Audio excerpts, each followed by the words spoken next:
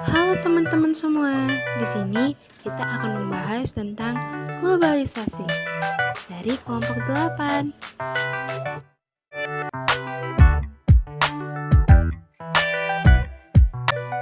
Selamat menonton.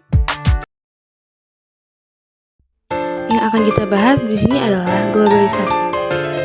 Berikut adalah penjelasan tentang globalisasi.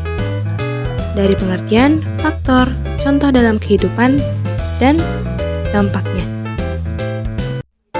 Berikut adalah pengertian globalisasi. Globalisasi berasal dari kata global dan sasi.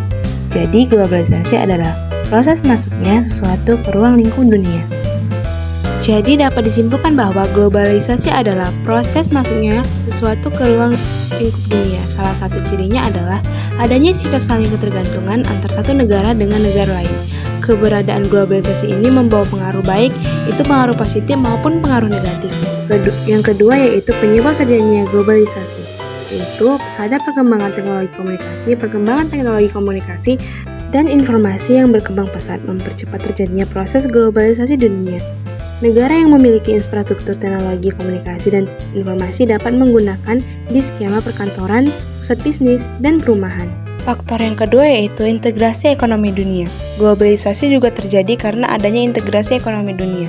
Perekonomian global tidak lagi hanya didasarkan pada pertanian atau industri, tapi didominasi kegiatan perekonomian tanpa bobot dan tidak berwujud. Produk perekonomian ini berupa informasi, perangkat lunak, produk media hiburan, dan jasa berbasis internet. Yang ketiga yaitu perubahan politik dunia. Menurut Anthony Giddens, perubahan politik dunia merupakan kekuatan penggerak adanya globalisasi. Salah satu yaitu runtuhnya Premium Uni Soviet, munculnya mekanisme pemerintahan internasional dan organisasi regional seperti PBB dan Uni Eropa, serta munculnya organisasi non-pemerintah internasional dan antar pemerintahan. Yang keempat yaitu perkembangan perusahaan-perusahaan transnasional. Perusahaan transnasional adalah perusahaan yang memproduksi barang dan jasa lebih dari satu negara. Perusahaan transnasional merupakan jantung perekonomian global karena menyebarkan teknologi baru di berbagai belahan dunia dan menjadi pelaku utama di pasar uang internasional. Perusahaan internasional dibentuk 3 pasar regional berpengaruh yaitu pasar tunggal Eropa, Asia Pasifik, dan Amerika Utara. Berikut adalah dampak negatif dan positif dari globalisasi. Kita ke dampak yang pertama dulu ya, yaitu perubahan tata nilai dan sikap.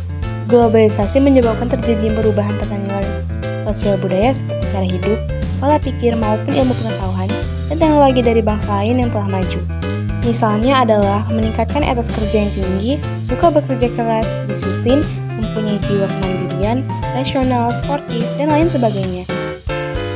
Selanjutnya yaitu dampak negatif globalisasi, yaitu lunturnya nilai budaya asli. Lunturnya budaya asli dapat ditandai dengan hal-hal berikut, yang itu mengerus nilai-nilai budaya asli seperti lunturnya gotong royong, solidaritas, kepedulian, dan kesetiakawanan sosial. Sehingga dalam keadaan tertentu atau darurat, misalnya sakit, kecelakaan, atau musibah hanya ditangani oleh segelintir orang saja. Oke, kita masuk dalam materi yang terakhir yaitu globalisasi dalam kehidupan sehari-hari.